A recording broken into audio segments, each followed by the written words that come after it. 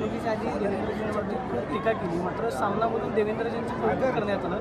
उद्धव ठाकरेंची दिवसेंदिवस भूमिका बदलते असं वाटतंय का?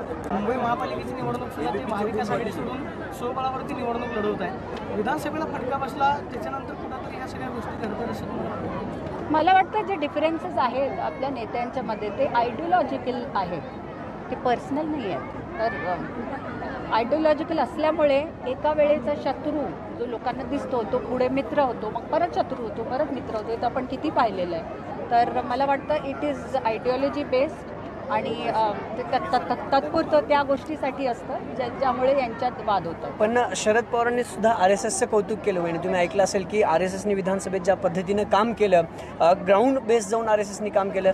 पवारांकडून RSSचं कौतुक ऐकायला मिळालं, नवल वाटते राजकारणात. मला वाटतं पवारजी एक दिग्गज असे नेते आहेत शरद पवारजी, आणि त्यांचं विश्लेषण खूप चांगलं असतं. त्यांनी करेक्ट विश्लेषण केलं, याचा मला आनंद आहे. पण महाविकास आघाडी एकत्रित राहिलं वाटते, कारण उद्धव ठाकरे फडणवीसांचं कौतुक करतायत, पवार RSSचं कौतुक करतायत, महापालिकेत आदित्य ठाकरे अलीकडे भेटायला लागले साहेबांना, काल मुख्यमंत्री शरद पवारांनी साहेबांना. असंही म्हणलं होतं की जे बीड प्रकरणी ते शांत करण्याची जबाबदारी एकट्या देवेंद्रजींची नाही, मुख्यमंत्र्यांची नाही तर सर्वांची आहे, पूर्ण महाराष्ट्राची आहे. अशी प्रकरणं व्हायला नको नक्कीच. आणि आता प्रशासन असो किंवा आपलं लीगल जे ॲक्शन्स चालू आहेत, पोलीस सगळे लक्ष देत आहेत, त्यांचा आनंद आहे. आणि इतक्या चांगल्या प्रकारे महाविकास आघाडी पण साथ देते, याचा आनंद आहे. महाविकास आघाडी तुटेल असं संजय राऊत वारंवार म्हणतात, तर काय वाटतं तुटली तर? एकला चलो रे.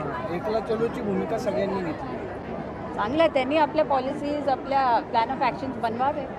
त्यांच्यासाठी जे चांगलं आहे त्यांनी करावं. ठीक, तर तुम्ही म्हटले की पुढील काळात निवडणूक आहेत, कधी होतील काय वाटतं? मी थोडं विचारून सांगेन तुम्हाला पुढच्या वेळेस. थँक्यू. येस, चला थँक्यू. चला.